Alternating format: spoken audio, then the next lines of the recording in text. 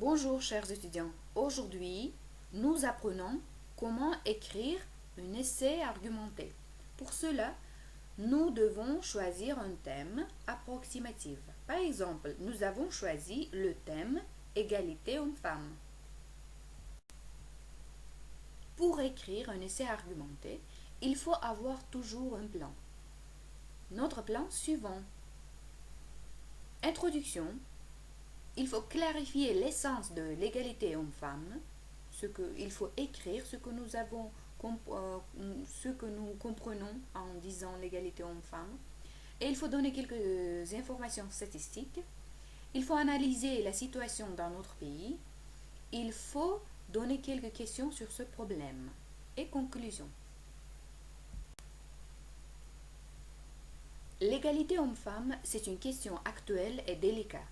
On peut constater que même l'égalité humaine est une histoire récente. Pour avoir l'égalité complète, tout d'abord, il faut l'apprendre profondément. Qu'est-ce que signifie l'égalité homme-femme? Avoir l'égalité homme-femme, c'est avoir les mêmes droits et les mêmes obligations. Maintenant, nous voyons quelques informations statistiques. D'après les informations statistiques, les femmes ont besoin de plus de sommeil car leur cerveau travaille plus que celui des hommes. Voilà encore quelques informations statistiques. En France, malgré une amélioration, les hommes dominent encore largement les instances politiques locales. Et vous voyez comment ça se passe.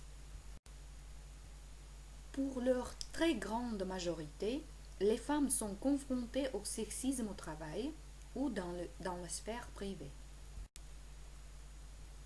Les femmes sont bien plus souvent victimes de violences que les hommes. En apprenant les informations statistiques, vous devez exprimer aussi votre opinion personnelle. Et encore, n'oubliez pas écrire sur la situation dans votre pays aussi, et il faut les analyser, les comparer avec la situation dans les autres pays.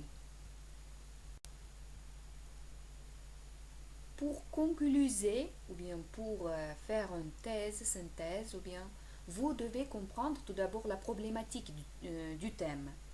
Et vous devez donner quelques questions. Pour cela, vous devez donner quelques questions sur ce problème.